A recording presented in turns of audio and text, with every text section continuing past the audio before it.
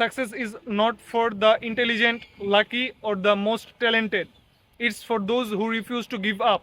আজকে আমরা কথা বলবো পারসিস্টেন্স নিয়ে, chapter 9, think and grow rich. Persistence is the ultimate test of how badly you want the success. আপনি চাইলেন আর আপনি সাকসেসফুল হয়ে গেলেন, আমি চাইলাম আর আমি সাকসেসফুল হয়ে গেলাম। পৃথিবী এভাবে কাজ করে না। আমাদের এক দিনের পর দিন একটা জিনিসের উপর টাইম, এফোর্টস, এনার্জি, এই জিনিসগুলো দেওয়ার পরই একটা জিনিস থেকে সাকসেস বের হয়ে আসে। এবং পারসিস্টেন্স এর সাথে আমরা ওই কাজগুলো করলে তারপরেই আমরা আমাদের লাইফে সাকসেস দেখতে পারবো, এর আগে না। আমরা আজকে কোনো একটা কাজ করলে আজকেই এই জিনিসটা রেজাল্ট দেখতে পারবো না, কালকে একটা কাজ করলে কালকে এই জিনিসটা রেজাল্ট দেখতে পারবো না। এটার জন্য পার্টিকুলার একটা টাইম, পারসিস্টেন্সি এর সাথে কাজ করে যাইতে হবে, তারপরেই আমরা ওই রেজাল্টটা দেখতে পারবো। Weak desire equals to weak result. If your goal isn't strong enough to make you obsessed, you won't have the will to persist. আপনার ডিজায়ার যদি স্ট্রং না হয়, আপনার চাওয়াটা যদি শক্তিশালী না হয়, তাহলে আপনি ওই জিনিসটা কখনোই পাবেন না। আপনার চাওয়াটা যদি এরকম হয় যে আচ্ছা ঠিক আছে, আমার 10 লক্ষ টাকা দরকার, এটা পাইলেও হইলো না পাইলেও হইলো, তাহলে আপনি এই টাকাটা কখনোই পাবেন না। আমার ইচ্ছা আমি ইউটিউব থেকে 1 কোটি টাকা ইনকাম করব। এজন্যই আমার এই ভিডিওতে কোনো ভিউ না হওয়ার পরও আমি ভিডিও তৈরি করার সাহস পাচ্ছি, বা ভিডিও তৈরি করার যেই উদ্বেগ, এই জিনিসটা আমি নিজের মধ্যে বজায় রাখতে পারতেছি। এবং এটা আমি সামনেও বজায় রাখতে পারবো, কজ আমি জানি এরকম হাজার হাজার সাকসেসফুল ইউটিউবার আছে যারা দিনের পর দিন, বছরের পর বছর কোনো ভিউ ছাড়া, কোনো ফেম ছাড়া, কোনো টাকা ছাড়া বছরের পর বছর ভিডিও বানায় গেছে, তারপর তারা সাকসেসফুল হয়ে গেছে। তো আমি কেন একদিন, 2 দিন, 3 দিন ভিডিও বানায় নিজের থেকে দূরে চলে যাব? আমার ডিজায়ারটা স্ট্রং ইউটিউব থেকে টাকা ইনকাম করার। সেমভাবে আপনি আপনার কোনো রেজাল্ট বা আপনার কোনো গোলের প্রতি যদি আপনার ডিজায়ারটা উইক হয়, তাহলে আপনি সেখানে দিনের পর দিন কাজ করার কোনো ইন্সপিরেশন, মোটিভেশন খুঁজে পাবেন না। আপনাকে দিনের পর দিন কাজ করার জন্য একটা জায়গায় আপনার এনাফ ডিজায়ার থাকতে হবে, বা এনাফ নলেজ থাকতে হবে এই জিনিসটা সম্পর্কে। বা আপনার শুধু এই একটা জিনিস উইশফুল থট যেটাকে বলে, যদি ওইরকম কোনো আপনার ডিজায়ারের প্রতি উইশফুল থট থাকে, তাহলে ওইখানে কখনোই সাকসেস আসবে না। And most people quit right before the success.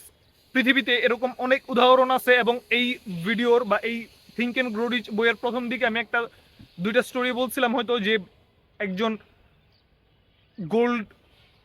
Gold mine খুঁজতেছে এরকম একজন ব্যক্তি, আমি নামটা ভুলে গেছি। উনি মাত্র 3 ফিট দূরে ছিল গোল্ড থেকে, ওইখান থেকে চলে আসছে। এটা হচ্ছে যে একদম উদাহরণ একটা। এরকম হাজারটা উদাহরণ আছে পৃথিবীতে যারা একদম সাকসেসের আগ মুহূর্তে তারা কোয়াইট করে ফেলছে জাস্ট টেম্পোরারি ডিফিটের জন্য, বিকজ তাদের ডিজায়ারটা অতটা স্ট্রং ছিল না, এই জন্য তারা পারসিস্ট করতে পারে নাই তাদের ডিজায়ারের সাথে। তাদের প্রতিদিনের যে কাজগুলো করা দরকার সাকসেসফুল হওয়ার জন্য বা তাদের গোলে পৌঁছে যাওয়ার জন্য, এই কাজগুলো তারা প্রপারলি করতে পারে নাই। জাস্ট ফর তাদের ডিজায়ার উইক ছিল, তারা পারসিস্টেন্স ছিল না তাদের ডিজায়ার নিয়ে।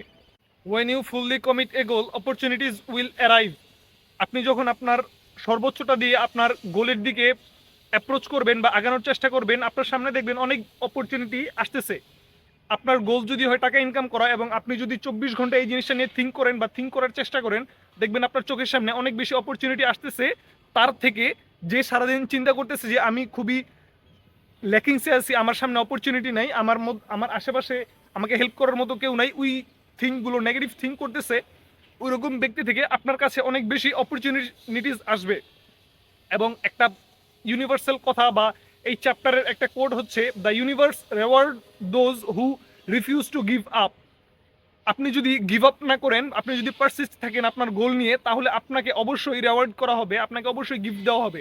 এবং এটা প্রত্যেকটা রিলিজিয়ন এই বলা হয় যে আপনি আপনার গডের কাছে যেই জিনিসটা চাবেন বারবার বারবার, আপনার গড আপনাকে ওই জিনিসটা দিবে।